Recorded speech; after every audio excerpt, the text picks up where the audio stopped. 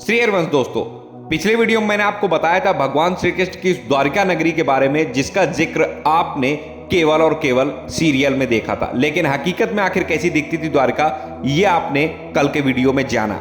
आशा करता हूं वीडियो आपको पसंद आया होगा। आज की वीडियो में मैं आपको बताने वाला हूं पांडवों का एक ऐसा राज जिसको सुनकर आप भी चौंक जाएंगे। जी हां, पांडवों के एक जो पौत्र थे जिनका नाम था विष्णुरात, आखिर वो कौन थे और उनके बारे में हमें जानने को क्यों नहीं मिलता। आज के इस वीडियो में आपको मैं एक एक जानकारी डीपली बताने वाला हूं, इसलिए वीडियो में अंत तक बने रहिएगा। आगे बढ़ने से पहले इस वीडियो को लाइक जरूर कर दीजिए। अश्वत्थामा ने जब अत्यंत तेजस्वी ब्रह्मास्त्र चलाया था, उससे उत्तरा का गर्भ नष्ट हो गया था, परंतु भगवान ने उसे पुनः जीवित कर दिया था। उनके पास यानी किनके पास? पांडवों के पास अतुल संपत्ति थी। उन्होंने बड़े बड़े यज्ञ किए थे तथा उनके फलस्वरूप उन्हें श्रेष्ठ लोकों का अधिकार प्राप्त था। उनकी रानियों और भाई उनके अनुकूल थे। सारी पृथ्वी उनकी थी। वे जम्बू द्वीप के स्वामी थे और उनकी कीर्ति स्वर्ग तक फैली हुई थी।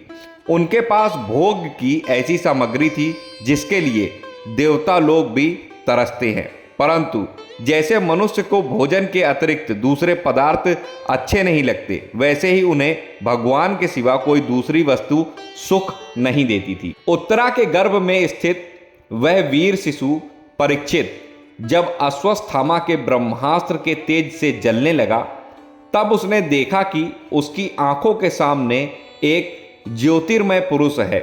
वह देखने में तो अंगूठे भर का है, परंतु उसका स्वरूप बहुत ही निर्मल है। अत्यंत सुंदर श्याम शरीर है, बिजली के समान चमकता हुआ पीतांबर धारण किए हुए है। सिर पर सोने का मुकुट झिलमिला रहा। उस निर्विकार पुरुष के बड़ी ही सुंदर लंबी लंबी 4 भुजाएं हैं। कानों में तपाए हुए सोने के सुंदर कुंडल हैं। आंखों में लालिमा है। हाथ में लूके के समान जलती हुई गदा लेकर उसे बार बार घुमाता जा रहा है और स्वयं शिशु के चारों ओर घूम रहा है। जैसे सूर्य अपनी किरणों से कोहरे को भगा देती है, वैसे ही वह उस गदा के द्वारा ब्रह्मास्त्र के तेज को शांत करता जा रहा था। उस पुरुष को अपने समीप देखकर वह गर्भस्थ शिशु सोचने लगा कि आखिर यह कौन है। इस प्रकार 10 माह के गर्भस्थ शिशु के सामने ही धर्म रक्षक भगवान श्री कृष्ण ब्रह्मास्त्र के तेज को शांत करके वहीं अंतर्ध्यान हो गए। सद्गुणों को विकसित करने वाले शुभ समय में पांडु के वंशधर परीक्षित का जन्म हुआ। काल की दुर्निवार गति से यह पवित्र पुरुवंश मिटना ही चाहता था, परंतु तुम लोगों पर कृपा करने के लिए भगवान कृष्ण ने यह बालक देकर इसकी रक्षा की है। ऐसा कहा ब्राह्मणों ने, जिन ब्राह्मणों को युधिष्ठिर जी ने बुलाया था जब उनके यहाँ पौत्र की प्राप्ति हुई थी। ब्राह्मणों ने कहा इसलिए इसका नाम विष्णुरात होगा। जी हाँ, परीक्षित जी का ही नाम ब्राह्मणों ने विष्णुरात रखा था। ब्राह्मणों ने कहा यह मनुपुत्र इक्ष्वाकु के समान अपनी प्रजा का पालन करेगा तथा दशरथ नंदन भगवान श्री राम के समान ब्राह्मण भक्त और सत्य प्रतिज्ञ होगा। धनुर्धरों में यह सहस्त्रबाहु अर्जुन और अपने दादा पार्थ के समान अग्रगण्य होगा। इसमें पितामह ब्रह्मा के समान समता रहेगी। भगवान शंकर की तरह यह कृपालु होगा और संपूर्ण प्राणियों को आश्रय देने में यह लक्ष्मीपति भगवान विष्णु के समान होगा। यह बहुत से अश्वमेघ यज्ञों का करने वाला होगा और वृद्धों का सेवक होगा। मर्यादा का उल्लंघन करने वालों को यह दंड देगा। यह पृथ्वी माता और धर्म की रक्षा के लिए कलयुग का भी दमन करेगा। ब्राह्मण कुमार के शाप से तक्षक के द्वारा अपनी मृत्यु सुनकर यह सबकी आसक्ति छोड़ देगा और भगवान के चरणों की शरण लेगा।